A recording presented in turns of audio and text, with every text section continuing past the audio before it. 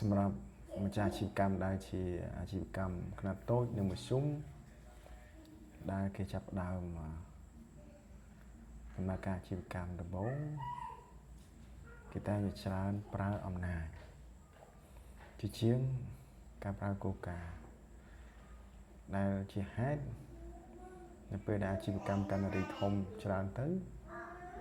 គឺនាំឲ្យពិបាកក្នុងការគ្រប់គ្រងនេះប្រចាំថានៅពេលដែលមានបុគ្គលិកចាប់ពី100នាក់ឡើងទៅនៅពេលដែលយើងមិនប្រើគោលការណ៍ច្បាស់លាស់ឬក៏ប្រើតែពាក្យសម្ដីនិយាយចេញពីម្ចាស់អាជីវកម្មតែម្នាក់ការដោះស្រាយខេសបាយខេសវាមិនអាចធ្វើឲ្យអាជីវកម្មយើងបានរលូនជារដាប់ទេធ្វើឲ្យម្ចាស់អាជីវកម្មទាំងឡាយនេះរវល់កាន់តែច្រើនក្នុងការដោះស្រាយបញ្ហាដែលបង្កឡើងដោយសារបុគ្គលិកនៅក្រៅបង្គាប់អញ្ចឹងហើយដើម្បីបើកផ្នត់គំនិតបើកចិត្តគំនិតឬក៏បើកទទួលយកអ្វីដែលថ្មីម្ចាស់អាជីវកម្មទាំងឡាយគូពិចារណាបង្កើតនីតិវិធីក្នុងការគ្រប់គ្រងដំណើរការទាំងអស់នៃអាជីវកម្មរបស់ខ្លួនឧទាហរណ៍ក្នុងការគ្រប់គ្រងសិទ្ធិប្រាក់យើងមិនអាចប្រើតែភាសាផ្ទាល់មាត់ទេយើងត្រូវប្រើគោលការណ៍សម្រាប់គ្រប់គ្រងគឺត្រូវរកអ្នកជំនាញដែលគេមានបច្ចេកទេសក្នុងការបច្ចេកទេសវិសាស្ត្រក្នុងការសរសេរនីតិវិធីដើម្បីគ្រប់គ្រងប្រសេសឲ្យបានល្អការគ្រប់គ្រងស្តុកអីវ៉ាន់ក៏ត្រូវតែមានបច្ចេកទេសឬនីតិវិធីក្នុងការគ្រប់គ្រងគេត្រូវខោនម៉េចគេត្រូវរាប់បែបម៉េចគេត្រូវកាត់ស្តុកបែបម៉េចការគ្រប់គ្រងពីប្រសេសឧទាហរណ៍អាជីវកម្មយើងផ្ដោតលើគេដំណើរការពីដំណាក់កាលមានអីខ្លះហើយត្រូវគ្រប់គ្រងបែបម៉េចរាល់ដំណាក់កាលមួយត្រូវមានការអនុម័តបែបម៉េចនៅពេលដែលប្រតិបត្តិការហ្នឹងវាធំឬក៏វាលើសដែនកំណត់របស់បុគ្គលិកដែលយើងចាត់តាំងឲ្យកាន់តំណែងហ្នឹង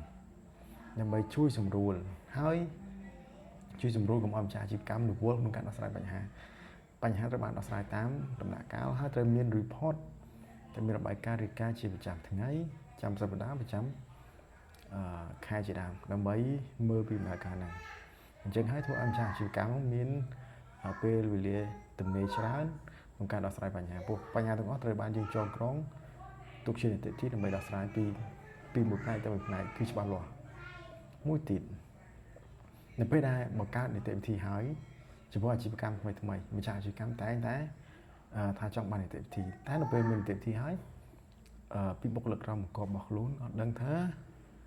តើនីតិវិធីត្រូវអនុវត្តមិនអញ្ចឹងហើយនៅពេលដែលសរសេរនីតិវិធីហើយព្យាយាមជំរុញឲ្យអនុវត្តឲ្យបុគ្គលិកអនុវត្តទៅតាមនីតិវិធី1 2ធ្វើមិន3ធ្វើមិន4ដំណាក់កាលទី1ទី2ទី3ទី4ត្រូវធ្វើមិនដោះស្រាយបែបម៉េចគឺត្រូវ follow ទៅតាមនីតិវិធីនេះដើម្បីកុំឲ្យបង្កើតបាននីតិវិធីហើយនីតិវិធីនឹងអត់ប្រើទេទៅប្រើនីតិមាត់ដែលធ្វើឲ្យការដឹកនាំឬក៏ការដោះស្រាយបញ្ហាហ្នឹងវាច្បងច្បល់ហើយវា out of scope វាស្ថិតនៅក្រៅដែនដែលយើងអាចគ្រប់គ្រងបានជាដំណោះស្រាយដែលល្អក្រុមហ៊ុនធំៗគេតែងតែមាននីតិវិធីច្បាស់លាស់មានអ្នកតាមដានការអនុវត្តជាប្រចាំទៀតក្រៅពីផ្នែកដែលជាប្រតិបត្តិការផ្ទាល់គឺមានផ្នែកឯករាជ្យផ្សេងដែលគាត់ចុះទៅវាតម្លៃឬក៏មើលការអនុវត្តហ្នឹងថាការអនុវត្តពីមួយឆ្នាំទៅពីមួយត្រីមាសឬក៏មួយឆ្នាំឡើងវិញ